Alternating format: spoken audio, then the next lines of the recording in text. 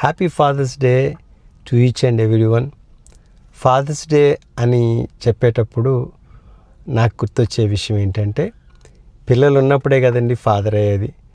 దేవుడిచ్చిన స్వాస్థ్యాన్ని బట్టి, ఆయన ఇచ్చిన గర్భఫలము అనే బహుమానాన్ని బట్టి వాళ్ళు తండ్రులు అవుతారు. దేవునికి మహిమ కలుగును గాక. అంతేకాదు, దేవుడి ద్వారా పొందుకున్నటువంటి ఆ స్వాస్థ్యము, ఆ గర్భఫలము, ఆ గిఫ్ట్ ఏదైతే ఉందో ఆ గిఫ్ట్ని చాలా జాగ్రత్తగా నువ్వు పెంచగలిగినట్లయితే, అంటే బాలుడు నడవలసిన త్రోవను వాడికి నేర్పము, వాడు పెద్దవాడైనప్పుడు దాని నుంచి తొలగిపోడు అని సామెతలు 22:6లో తెలియచేసినట్లుగా, ఎప్పుడైతే పిల్లలు సక్సెస్ అవుతారో ఆ ఫాదర్కి ఆ జాయ్ ఉంటుందండి. యాక్చువల్ ఫాదర్స్ డే సెలబ్రేషన్ అప్పుడు చేసుకోగలడు ఆ తండ్రి. అయితే ప్రతి తండ్రికి శుభాలు తెలియచేస్తున్నాను. ప్రతి తండ్రి సక్సెస్ అవ్వాలని కోరుకుంటున్నాను.